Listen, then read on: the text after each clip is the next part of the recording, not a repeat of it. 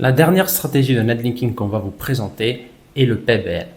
Ça veut dire créer son propre réseau de sites. En gros, vous construisez les sites qui vont vous faire des backlinks. Le PBN a tendance à avoir une structure en silo.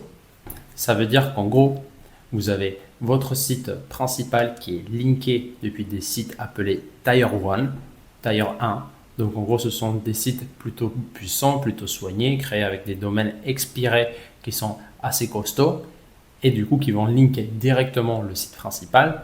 Et du coup, ces sites-là sont eux-mêmes linkés par les sites de Tier 2 qui du coup sont normalement des sites un petit peu moins soignés avec des domaines un petit peu moins puissants et qui vont du coup linker vos backlinks. Donc en gros, on fait des backlinks sur des backlinks. C'est ce qu'on appelle le Tiered Link Building en anglais. Je crois qu'il n'y a pas d'équivalent de nom en français.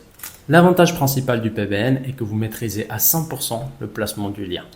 Vous pouvez du coup placer le lien dans des pages stratégiques qui sont souvent crawlées par le robot Google, comme ça peut être la page d'accueil ou bien depuis une autre page qui est maillée elle-même depuis la page d'accueil. Et puis, un autre excellent avantage, c'est qu'aucun concurrent pourra avoir un lien sur votre réseau de sites, contrairement à l'achat de liens, le ninja linking ou les autres stratégies que nous avons vues précédemment. Le principal inconvénient du PBN, c'est sa gestion. C'est pas si évident que ça de gérer un réseau de sites privés. En effet, déjà vous avez un coût sur le renouvellement des noms de domaine. Si vous avez par exemple une centaine ou 200 ou même des milliers de noms de domaine, finalement c'est un coût annuel qui est quand même important. Ensuite, vous avez l'infrastructure. Vous avez besoin d'un hébergement qui puisse tenir cette quantité de sites.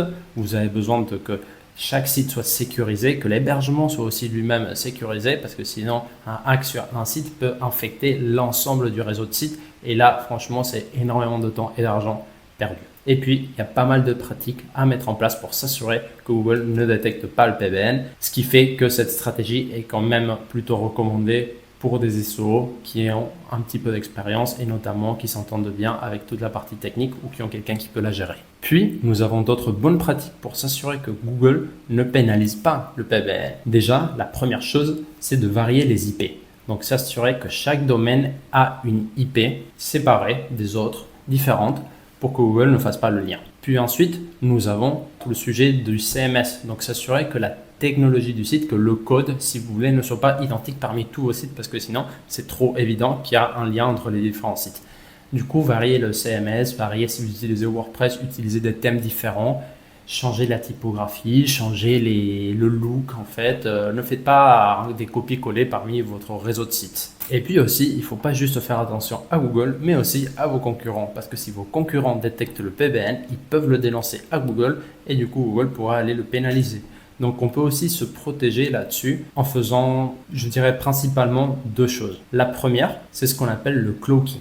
Donc, en gros, ça veut dire que quand Google visite le site, on va lui montrer le site. Mais quand c'est un utilisateur lambda, on va lui montrer une page en erreur 403. Donc l'utilisateur, il pourra absolument pas voir et consulter le site pour se dire « Ah tiens, ça c'est un réseau de sites privé parce qu'il détecte les patterns, parce qu'il voit le lien. Juste il va tomber sur une 403, il va se dire « Bon bah tant pis, je peux pas voir ce qu'il y a derrière ce site, je fais pas gaffe. » Et puis aussi, il faut le cacher des outils d'intelligence SEO. Donc en gros, vous pouvez bloquer depuis votre robot.txt, donc un fichier qui permet à certains robots d'accéder ou pas accéder à votre site. Du coup, vous bloquez depuis ce fichier les outils comme SEMrush, Ahref, les outils classiques qui permettraient que vos concurrents puissent identifier rapidement qu'il y a un lien depuis ce site vers votre site. Et comme ça, normalement, vous êtes plutôt couvert, plutôt discret et votre PBN pourra tenir dans le temps. Vous l'aurez compris, c'est une stratégie SEO avancée.